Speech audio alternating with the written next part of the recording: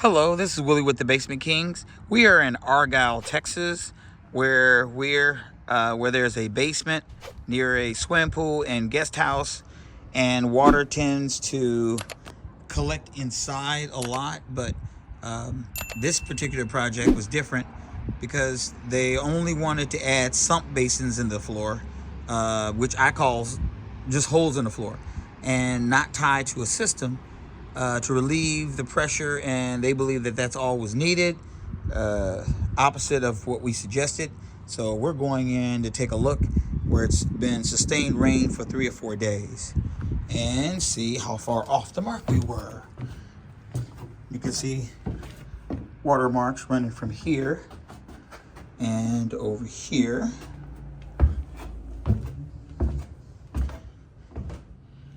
As you can see, water's on the floor. More, they said this has been the largest amount of water that they've seen in a while.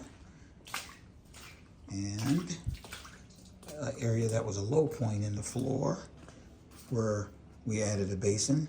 You see that area, it was, we were told it was bone dry, but they squeegeed the water from the back and rolled over. And then from the shop, they moved it here. And there's a second basin. You'll notice that in the shop, this area is bone dry. It used to be the wettest portion. And over to where the primary location, where we have our dehumidifier and easy breathe, we have a double basin and double pumps. And this area was bone dry, and the water came from being squeegeed from the center of the room and over. So, as we can tell here, the walls haven't been waterproofed, and there's an attempt to install a drain. As you can see from here, this was where the outlet was, and they ran the drain here and ran it to this side because there was a hole here. We waterproofed this, and as you can see, this area here, water wasn't emanated from here at all, but water's here and collecting right along this point. There was another drain that they brought in to install another drain, and the drain was here, and the port was here. And turns out there was another drain that was run here and was put in here. They hired a general contractor who said they do basements, and their suggestion was putting a grate. So this area was a grate in the floor with holes, and they ran them in and ran them to one of the sump locations and didn't do it properly, as you can tell. So water now is coming through the concrete.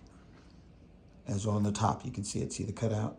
So what they did was they came back and closed those in, and now they're seeing 2-3 times more water coming in. And the reason is because they used concrete and they didn't use any type of waterproofing. So now the pressure is not just coming through where the ports were. Now the water's coming through the entire drain system.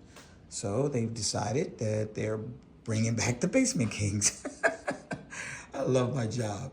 So what needs to be done? The first thing we need to do is need to prove to them that the walls, if the walls or the cove is leaking, and then it'll tell us what type of system to put in. We'll need to seal the area outside, but the best thing I can suggest right off the bat is waterproof these areas that's in the floor to make sure water can't come through them. And since water can't come up through them anymore, then these areas will be dry, and we'll be positive 100% that all the protrusions and everything that they've cut into the floor, none of those areas will be leaking, because I am positive that that's where the majority of this water is coming in from. It's coming in from the drains that they put in that they shouldn't have, and then they closed them in, and then put concrete in and didn't waterproof them, and it's just water, and more water. My feeling is exactly the same.